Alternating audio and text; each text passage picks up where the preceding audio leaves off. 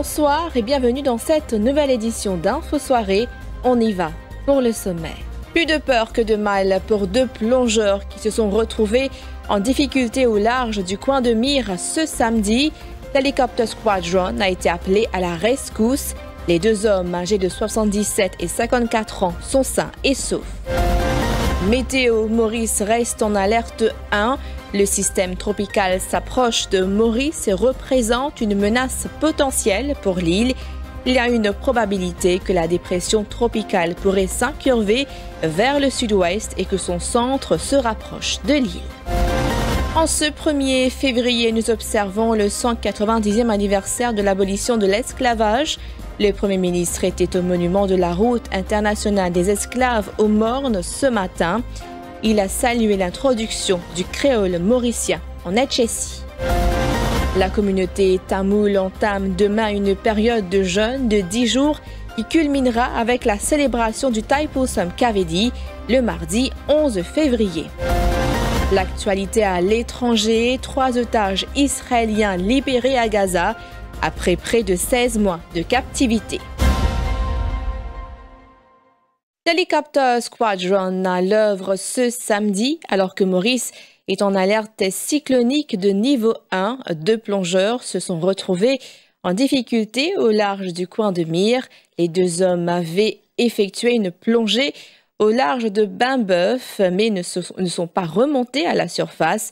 2 hélicoptères ont été dépêchés sur les lieux et ils ont été repérés 20 minutes plus tard. Âgés de 77 et 54 ans, les deux hommes, un ASP à la retraite et un Sud-Africain, s'étaient éloignés à 6000 nautiques de Grand-Gobe. Pour signaler leur position, ils ont fait clignoter des torches, ce qui a permis de les localiser rapidement. Les 2 rescapés ont été déposés sur le terrain de foot de Grand-Gobe, où ils ont été pris en charge par la police. Regardez ces images.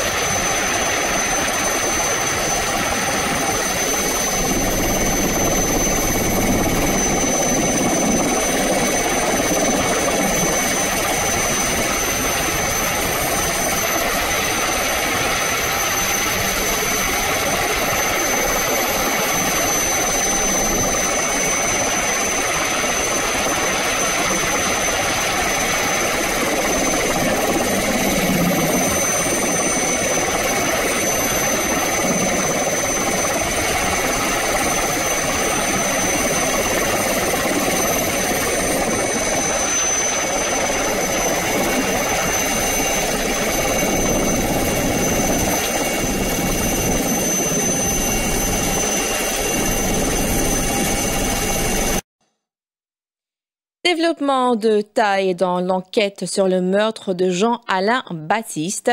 Cet homme de 38 ans avait été victime d'une agression le 1er décembre dernier.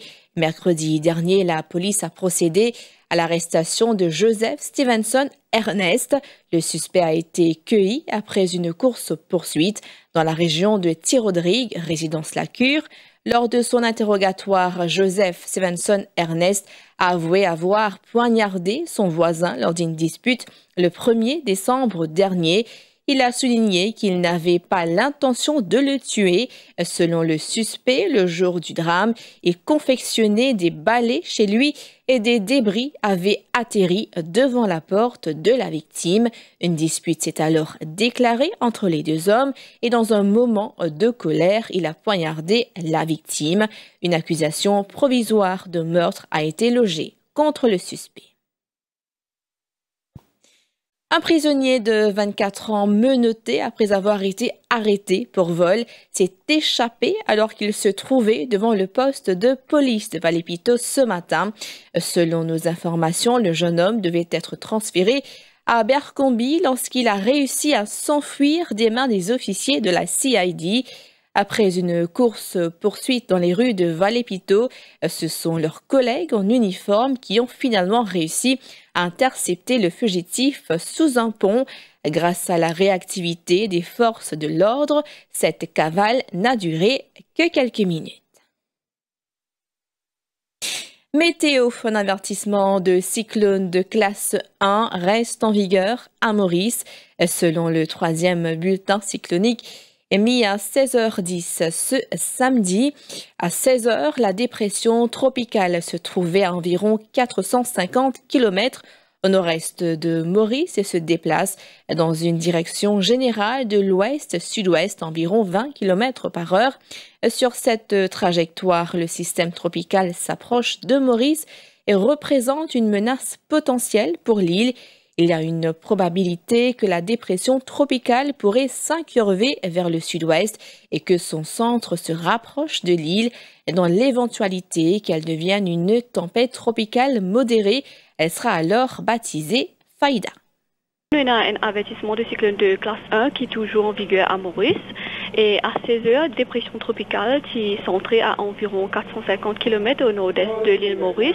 En latitude, il est 17,4 degrés sud et en longitude, il est 61 degrés est.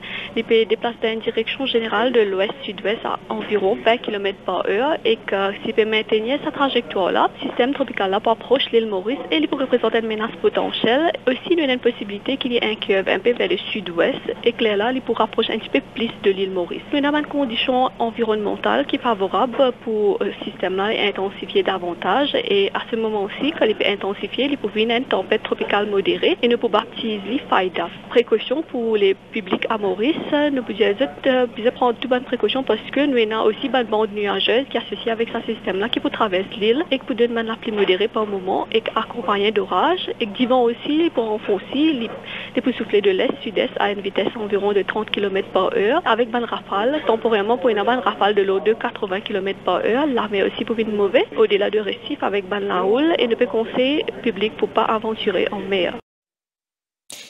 Et Navin Ramgoolam exprime sa satisfaction sur l'introduction du créole mauricien au HSI. Le chef du gouvernement affirme que c'est la langue maternelle qui unit à tous les Mauriciens. De ce fait, il part d'un pas important qui a été franchi par son gouvernement en faveur des élèves. Le Premier ministre a participé aux célébrations du 190e anniversaire de l'abolition de l'esclavage au monument de la route internationale des esclaves ce matin. Maurice, il veut comme une nation. On va oublier, nous ne sommes pas différents. Nous pouvons la peau différente, nous pouvons CV différent, nos physiques différents. Mais tout humain, il a une affaire en commun. Avec sa dignité. Trois critères dans la vie. Dignité, liberté et solidarité. C'est pourquoi il est important de connaître l'histoire. C'est pourquoi je remercie le PM, on m'a appelé de manger. Raconte-nous sa beaucoup d'histoire qui peut-être que je ne pas connu. Parce qu'il fallait connaître l'histoire pour nous capables de courir dans la justice qui est arrivée. C'est quelque chose qui nous vient dire qui immune de tout Mauricien. C'est l'avantage de tout cause créole. Et nous saluons avec satisfaction de ce gouvernement-là, gouvernement du changement, une récit introduire créole mauricien dans le cadre du ministère de HSI. Une grande chose. Et comme chaque année, des membres du gouvernement ainsi que le leader de l'opposition se sont rendus ce matin au International Slave Route Monument pour rendre hommage à nos ancêtres. Le Premier ministre est revenu sur le rôle significatif que joue la montagne du Morne-Brabant dans l'histoire de Maurice, un monument emblématique pour toute la communauté mauricienne, selon Navin Ramgoolam. Et la communauté tamoule entame ce dimanche une période de jeûne de 10 jours. Elle culminera avec la célébration du Thaipusam Kavidi le mardi 11 février. À cet effet, la Mauritius Tamil Temples Federation se félicite de la venue de 3 artistes du sud de l'Inde qui sillonneront l'île pour des sessions de chants sacrés dans des covilles. La Mauritius Tamil Temples Federation lance aussi un appel pour que les processions le jour du Kavidi se déroulent dans l'ordre et la discipline. Nous avons une organisation et surtout nous amènons nos 3 auteurs, 3 autistes pour sillonner le pays, pour propager, nous avons des rougages, nous avons chant sacré concernant le Morogan Kadavu. Par la suite, quand nous célébrer, nous avons dit le 11 février, mardi le 11. Et en période de carême là, de tous les soirs, il y a la prière qui fait dans tout nous avons trouvé la travers l'île. Et au niveau du MTTF, qui message tu as dans Bacten pour ça qu'avait dit 2025 là? Le message qu'on fait à nous Bacten et surtout le grand public de l'île Maurice qui nous respectait la discipline pendant la procession et qui tout passe dans le calme et dans la paix, que le pays bénéficie de sa grande prière qui nous a fait là. À l'occasion de la fête nationale, le bureau du président, en collaboration avec les ministères de l'éducation tertiaire et de l'éducation, lance un concours national de rédaction pour les élèves de grade 5 et 6. Le thème est « Ce que j'aime le plus de mon pays ». Pour ceux de grade 7 à 9, l'importance de l'indépendance pour la jeunesse d'aujourd'hui. Pour les élèves de grade 10 à 13, l'indépendance hier, aujourd'hui et demain. Et enfin, pour les universitaires, l'héritage sur l'indépendance, leçons du passé, défis pour l'avenir. Le président de la République et les ministères concernés diffuseront des informations sur la soumission, les délais et autres détails prochainement. La pause pub.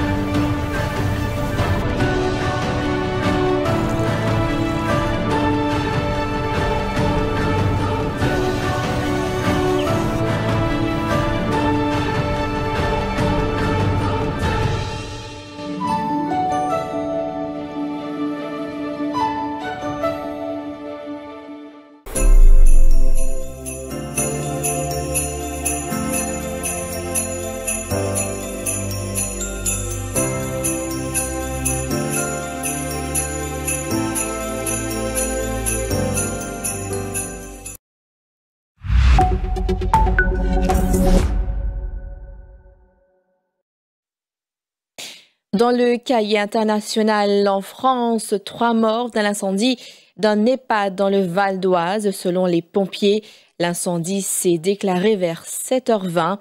Ils ont été alertés par le personnel de l'établissement d'hébergement pour personnes âgées dépendantes qui compte environ 80 résidents, dont une trentaine en unités protégées. Moi, j'ai été appelé ce matin à 7h30 pour un incendie qui s'est déclaré dans l'EHPAD au 3e étage. Après, le feu a démarré dans une buanderie, s'est propagé dans une partie de ce 3e étage. Et malheureusement, des fumées se sont rapidement développées et 3 personnes sont décédées, non pas de l'incendie lui-même, mais de l'inhalation de fumée. Voilà. Et 8 autres personnes sont en observation en ce moment dans différents hôpitaux de Aubonne, Pontoise, etc. Les forces de secours sont arrivées très rapidement et j'ai pu vérifier, moi, leur efficience et la bonne coordination entre la gendarmerie, les pompiers, etc., tous les services concernés. C'est un drame pour notre ville. Enfin, vous voyez, vous avez la chance d'avoir du soleil aujourd'hui. Ce matin, faisait vraiment très froid. Un coup de froid est tombé sur notre ville. On est vraiment en deuil. Cet EHPAD fait partie des EHPAD, je pense, avec lesquels on avait de très bons rapports et des EHPAD de qualité, avec un suivi et un entretien et une commission de sécurité qui est passée récemment. Il n'y a pas de souci. On sait que c'est un sujet sensible en ce moment et nul doute qu'il y aura des investigations pour... voilà, donc c'est d'autant plus navrant. Et après près de 16 mois de captivité, le Hamas a libéré ce samedi Dans le calme, 3 otages israéliens dans le cadre d'un nouvel échange contre des prisonniers palestiniens. L'Israélien Yarden Bibas et le franco-israélien Ofer Calderon sont retournés en Israël après avoir été remis à Khan Younes au comité international de la Croix-Rouge. من مدينة خان يونس من المنطقة الشرقية من مدينة خان يونس بالتزامن مع عملية تسليم أخرى في مدينة غزة كما تشاهدون الآن في المنطقة الأخرى هناك حيث سيارات الصليب الأحمر تنتظر.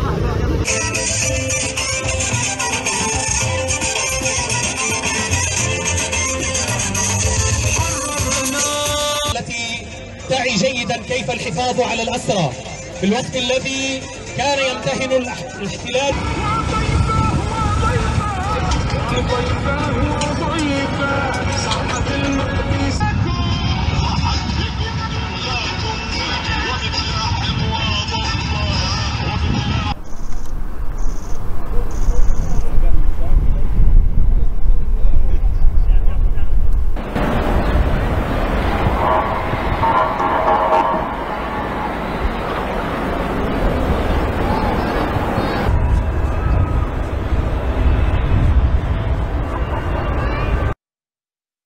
Ce qui nous amène à la fin de cette édition.